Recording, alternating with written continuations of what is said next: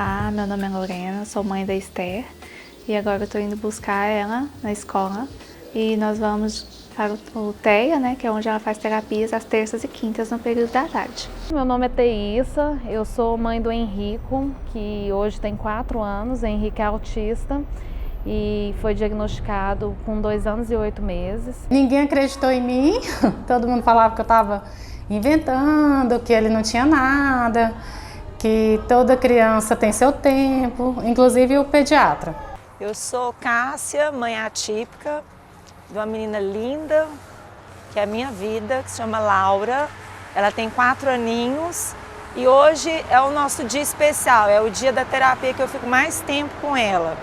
A Laura tem terapia todos os dias, né, na semana, mas hoje é um dia muito legal para mim e para minha filha. Nós temos hoje uma agenda intensa para ela.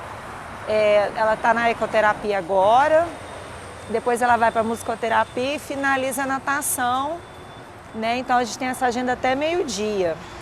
A Laura acordou bem cedo, ela acordou normalmente ela acorda 5h30 da manhã, nós saímos de casa às 7 horas e é bem longe da nossa casa, a gente tem que pegar a BR, mas é um prazer vir para cá, porque a minha filha gosta, é uma necessidade que tem que estar suprida, né? A ecoterapia é algo muito importante para a evolução da Laura. Eu sou Gilciane, sou autista recém-descoberto, tenho 2 filhos, um de 6 anos, que é o João Pedro, que tem o espectro também, e sou mãe também do Arthur, que tem 3 anos, que também tem o espectro. Meu nome é Lívia, sou mãe do Gustavo. Gustavo, ele tem 3 anos, foi assim, a gente começou a acompanhar com 1 ano e meio, mais ou menos, 1 ano e 7 meses, a gente começou a ver alguns sinais de ausência da fala, que assim, as outras ia comparar, né? Aquela coisa que a gente tem de mãe, de ficar comparando sempre um filho com outro filho, ou filho do outro filho.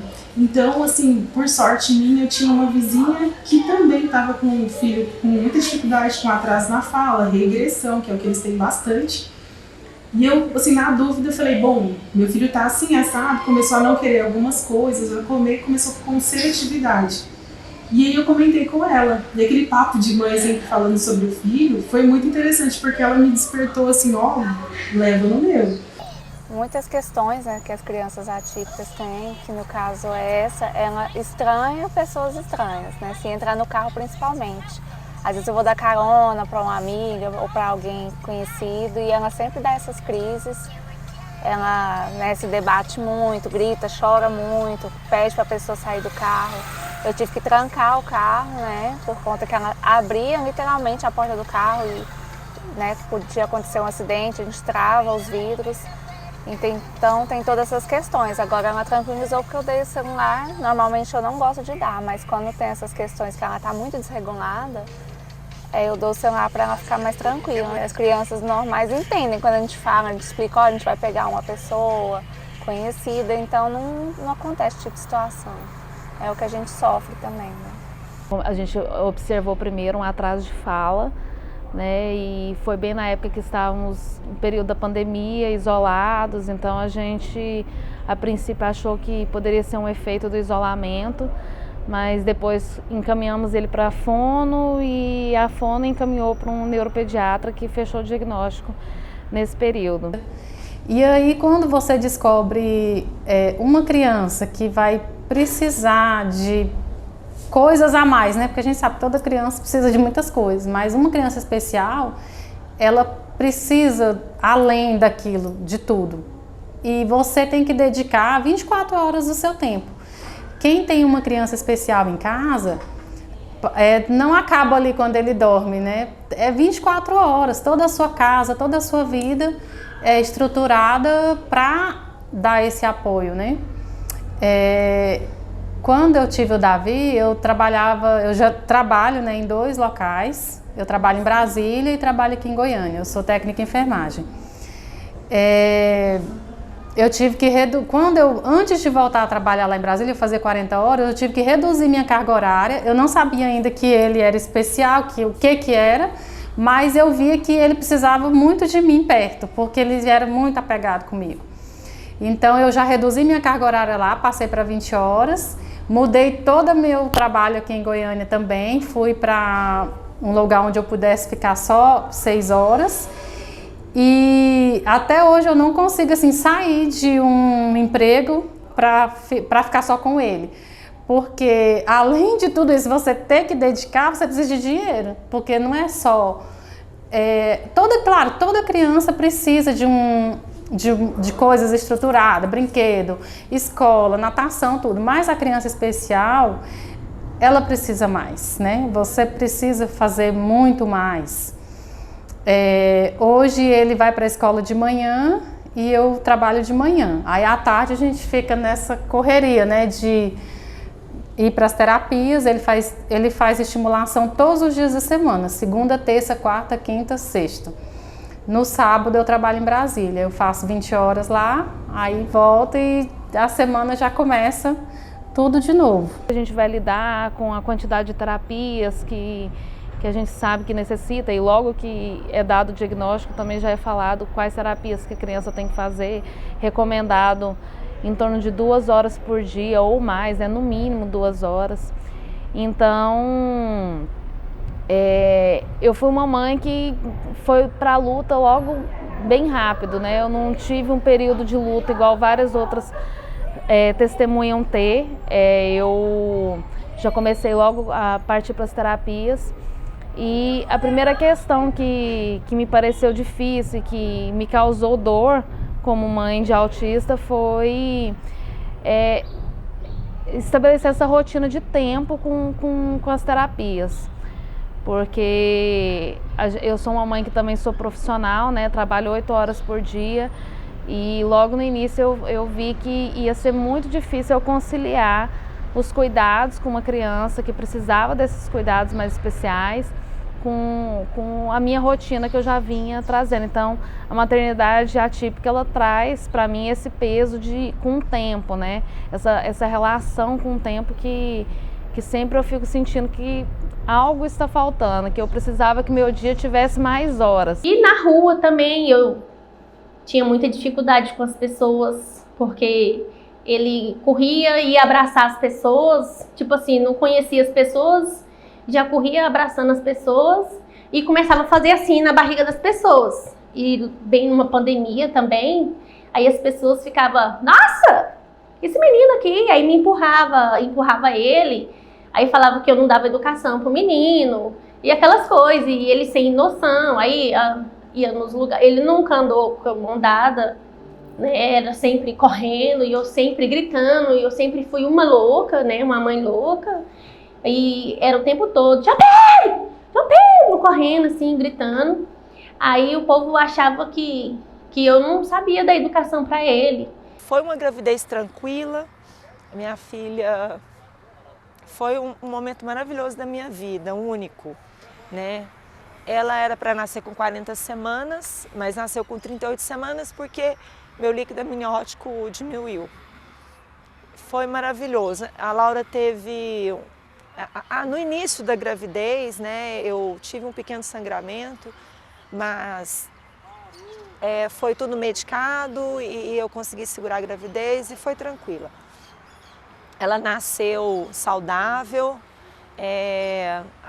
no início ela sofreu um pouco a questão da amamentação, né, foi os 20 primeiros dias de vida dela, foi bem difícil, ela perdeu peso, mas depois...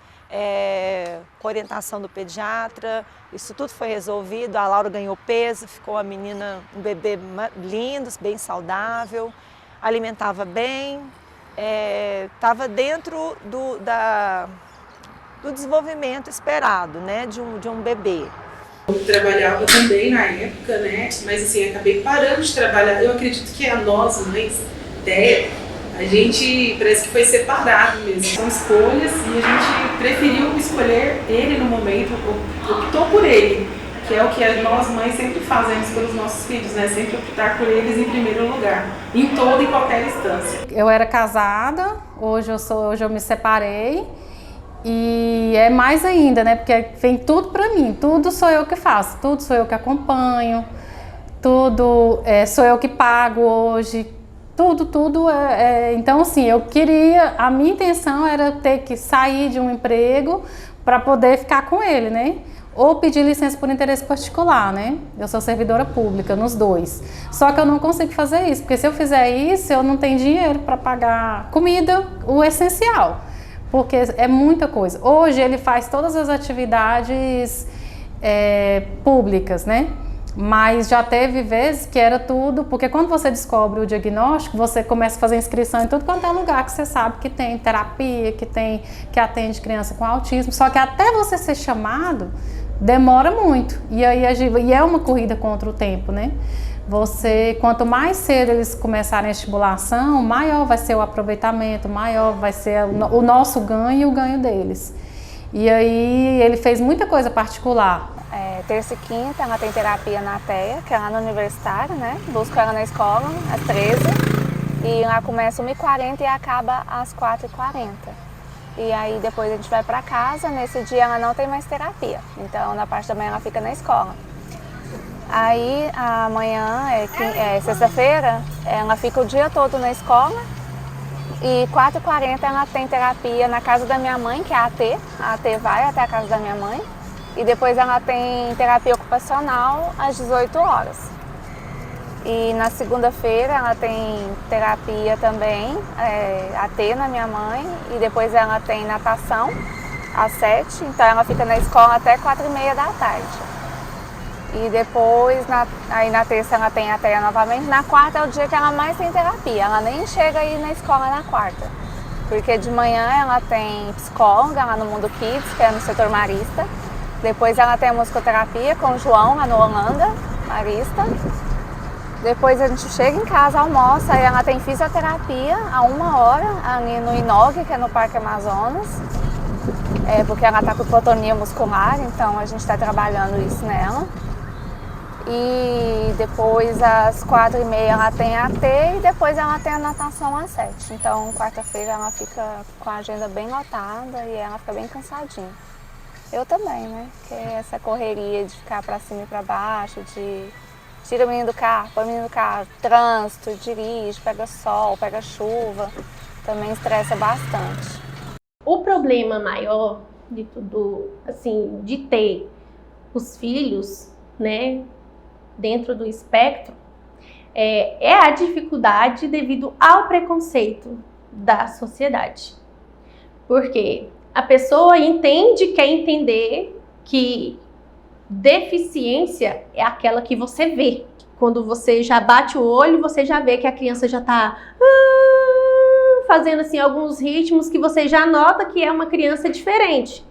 Então, uma criança no espectro autista nível 1, que não tem, às vezes, essas estereotipias vocais, alguma coisa assim que já de cara você já vê, sabe? Ou aquela criança assim que fica assim, então já tem uma dificuldade maior. A pessoa precisa conviver muito mais tempo com aquela criança para poder saber que ela é diferente das outras, porque às vezes passar uma horinha ou outra, então você não tem como às vezes detectar que aquela criança tem o espectro. Eu e meu esposo, a gente divide essa rotina, também tem o auxílio da minha mãe, das minhas irmãs, então o que torna esse caminhar um pouco menos pesado. Também tive uma ajuda excelente no meu ambiente de trabalho, né, com uma chefe que foi compreensiva e um ambiente que me proporciona essa inclusão como na maternidade atípica, que eu sei que é um privilégio que nem todas as mães têm, e mesmo assim isso traz uma carga para mim. Eu não estou trabalhando no momento, porque justamente eu tenho que ficar por conta dela, né? Meu marido trabalha em 2 empregos para conseguir suprir as necessidades nossas, e eu faço bolo esporadicamente, final de semana eu faço bolo para vender. Eu tenho já um café que pega bolo no pote comigo toda segunda-feira, que é de uma amiga minha, então eu faço todo final de semana eu faço bolo, né? Então vamos dizer que eu trabalho mais final de semana. Mas eu vendo uma coisa aqui, outra ali, sabe? Coisas de revista e assim vai. Eu tentei montar uma loja com 2 amigas minhas, mas aí eu tive que entregar minha parte. Por conta dessa rotina, né, exaustiva, eu não estava conseguindo conciliar. Então eu entreguei minha parte e agora eu estou praticamente sem trabalho mesmo, assim. Mas fixo eu não consigo, não tem jeito de ter um trabalho fixo, de carteira assinada, não, porque ninguém vai te liberar todos os dias para você fazer terapia com a sua filha. Não existe nenhum lugar que faça isso.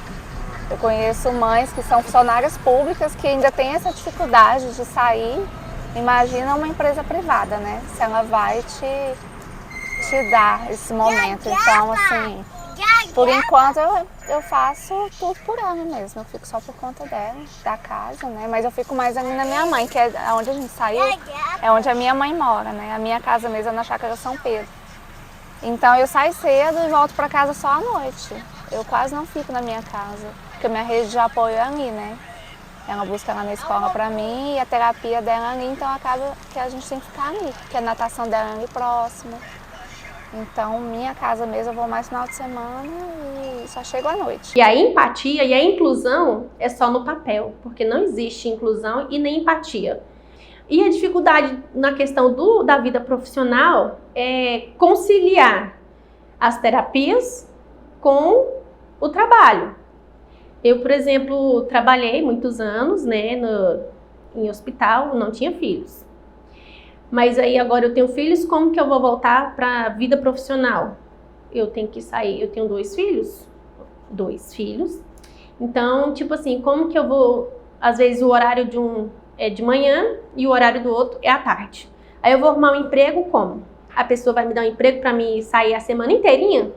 E a questão também de, como mãe, assim também, igual eu, por exemplo, além de dividir os horários das consultas deles, ainda tem a questão dos meus horários, das minhas consultas, das minhas terapias. Sinto na pele, né, todas as questões, a luta diária que a gente tem que ter, não só com a criança, entender os nossos filhos, saber como lidar com eles. Tem a questão financeira, né, que a gente tem que, nem todas as terapias a gente consegue pelo plano, quando tem o plano, né, e exames, medicação, escola, a escola entender como lidar com o filho, ter condições para trabalhar bem com a criança. A gente acaba adoecendo, porque a gente tem que fazer tudo isso pelos nossos filhos e a gente esquece da gente. Então, a luta é solitária. Eu sempre falo que a luta da mãe, do pai é solitária, da família é solitária, porque quando você tem condições mínimas para dar um tratamento mínimo que a criança precisa, tudo bem, mas aquela que não tem, que ela está lutando para sobreviver, para colocar comida na mesa, ter uma casa para morar, né? Ter um ambiente saudável. Só que com a criança em atraso de desenvolvimento, ela precisa de muito mais que isso. E a gente vive, tem o desemprego, tem os problemas familiares, porque a questão de não saber lidar com o autismo, a gente adoece, a família toda adoece. Então a gente não sabe lidar com isso porque a gente também não tem um apoio terapêutico para a família. O que eu senti mais a dificuldade quando eu descobri o diagnóstico foi mudar a vida da noite para o dia. Então é eu sozinha para dar janta, banho, pôr para dormir, né? Eu ainda faço as minhas coisas, que eu me cuido também.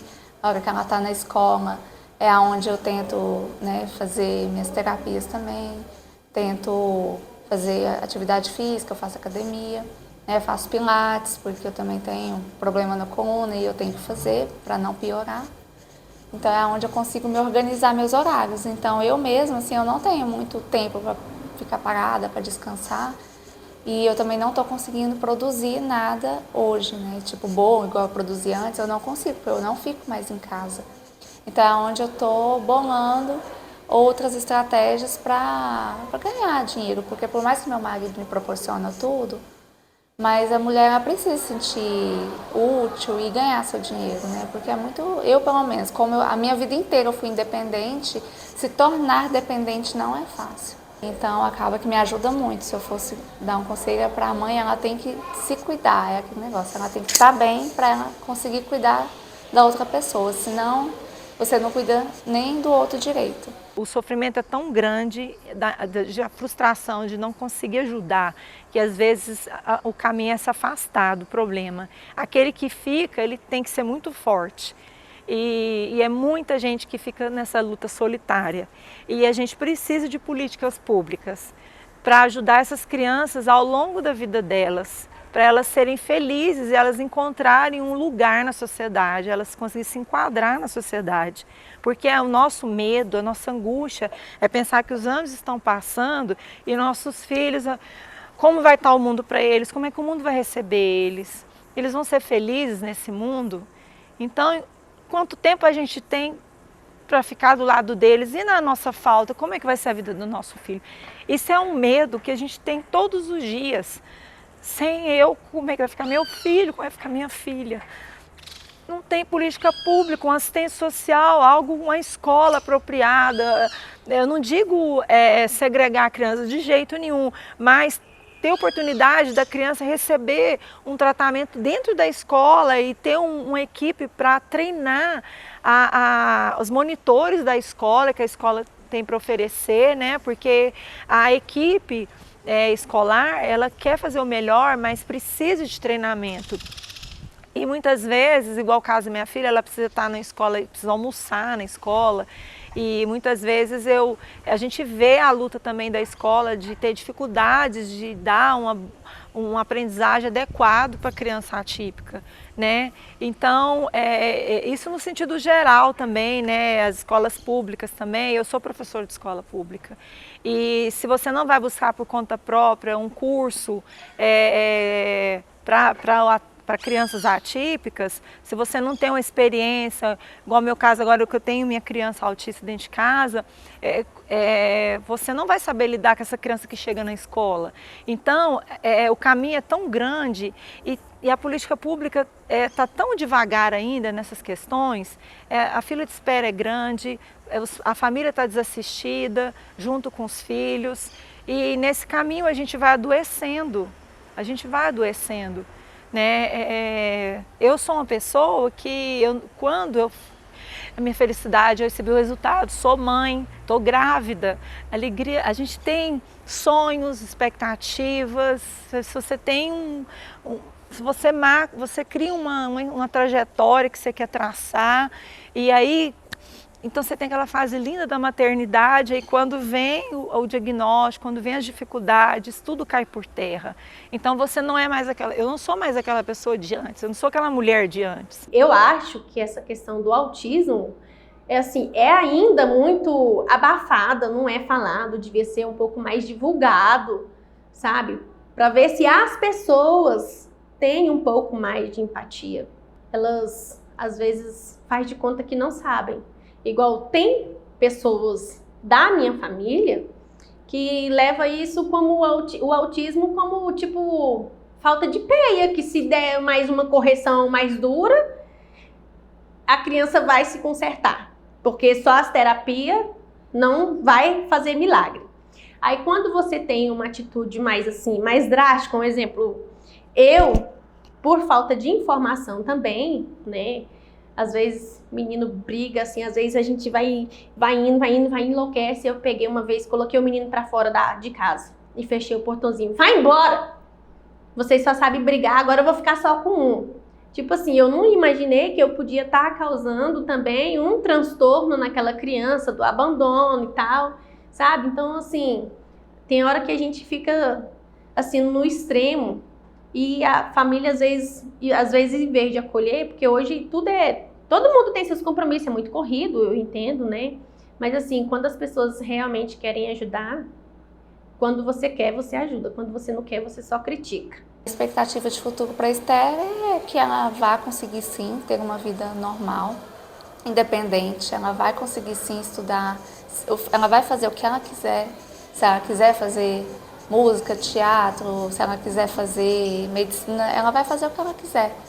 E eu sei que ela vai conseguir ter uma vida normal, ela vai conseguir ser uma adulta, né? Claro que com as coisas dela, do autismo, mas que com certeza com as terapias vai ensinar ela a lidar com isso, né? A questão da relação de casamento também, às vezes, conheço também muitas famílias, né, que se separaram, né, por causa do preconceito do próprio pai, porque a sobrecarga vai ser sempre da mãe, né, porque se vira, né, você que tem que se virar, abandona a mãe completamente, né, inclusive eu tenho uma amiga que o pai abandonou ela com o filho dela, né, que tem o espectro, né, ela tem um casal de filhos, mas a menina não tem e o menino tem. E ele abandonou ela logo que descobriu que a criança era especial. Aí acaba que abandona a mãe, né, aí a mãe tem mais dificuldade, porque aí tem que se dispor de mais tempo e ainda sozinha, cuidando dessa criança, e acaba que às vezes o casamento se desfaz, né, por causa do preconceito, né, e existe muito preconceito também dos próprios pais. Eu falo que a vida é uma escadinha, mas pra eles é cada pequeno detalhe mesmo que eles aprendem pra gente, caramba, são vários degraus que só, mesmo que seja entender que, opa, aquilo ali é lixo, eu tava até comentando com as meninas, que, nossa, você entrega um papelzinho e entendeu que aquilo ali é lixo e vai colocar no lixo. Então, assim, pra gente é realmente ficar, se contentar, se alegrar com pequenos detalhes mesmo, que é isso que realmente faz a diferença na vida da gente. Então, graças a Deus, eu tô tendo esse privilégio, ficando com ele, e meu marido trabalha, né? Então, acaba que eu que fico com essa parte mesmo de correria, de terapia e tudo mais. Hoje as minhas dores estão muito mais concentradas nas dificuldades que o Henrico pode enfrentar no futuro, né? Porque eu tenho muita confiança que com as terapias ele vai conseguir atingir um grau de autonomia, né? Quando ele for adulto ou adolescente. Mas me dói muito ainda saber que é muito mais comum para crianças autistas e adolescentes autistas sofrer bullying na escola, então eu tenho muito medo de que isso aconteça no futuro, apesar de que hoje ele também está numa escola que tem acolhido ele bem, mas eu sei que ele pode passar por isso no futuro. Sobre as questões de inclusão em ambiente de trabalho, sobre os fatores também que a gente vê tanto que as pessoas autistas têm mais necessidade de acompanhamento, até porque tem uma probabilidade maior de ter depressão, né, de ter algumas outras questões que pode doer no coração dele e, consequentemente, no meu coração no futuro. Então, hoje eu sinto muito mais uma dificuldade em pensar nesse medo do futuro e como que ele vai encarar essas questões. Eu falo que eles que vão ter que se adaptar ao mundo e não o mundo, né, a eles, porque infelizmente preconceito, isso a gente com certeza passa e vai passar, né? Eu mesmo já passei preconceito com a Esther, dela dar crises, antes dela tomar o medicamento, ela dava muitas crises, e as pessoas olharem pra gente com maus olhos, achar que a criança é mal educada, e na verdade é uma crise e a pessoa tá achando que ela tá dando birra, né? Então, assim, o ser humano precisa de mais empatia com as outras. E eu aprendi a ter mais empatia depois do diagnóstico, com certeza. De acolhimento com outras mães também e de qualquer outra situação que eu vejo, né? Eu passei a ter mais empatia. Estou lutando, aprendendo a lidar com o autismo da minha filha, tentando fazer o melhor para minha filha. Fico frustrada muitas vezes, choro. Com toda a sinceridade do mundo, eu choro todos os dias. Ou quando eu estou dirigindo, voltando para casa, ou quando eu vou dormir, a gente esquece da gente. Eu estou na fase que eu ainda não consigo olhar para mim. Eu não consigo olhar no espelho e ver o que eu estou vendo. Eu não me reconheço no espelho. O que o autismo a tamanha proporção que ele atinge não só a criança, mas a família. As pessoas não incluem, te excluem e ainda zombam de você, entende? Aí o que a pessoa vai fazer? Ai, tipo assim, aí vai ficando nervoso, pega e acaba fazendo besteira, porque é tudo muito difícil. A minha expectativa, a minha luta é falar sobre o autismo em todas as circunstâncias, porque no início eu queria esconder o autismo da minha filha. Eu não queria que as pessoas tivessem preconceito, olhassem com ela com estranheza, julgassem ela. A gente quer esconder, a gente acha que está protegendo, mas a gente está prejudicando, porque a gente tem que expor o autismo, tem que dialogar com as pessoas, tem que falar, um pouco que a gente aprende, a gente tem que falar muito para todo mundo, porque isso vai ajudar as crianças autistas, os jovens, os adultos. A gente vai saber lidar com essa pessoa com naturalidade. Então a gente não pode esconder, a gente tem que falar para o mundo sobre o autismo.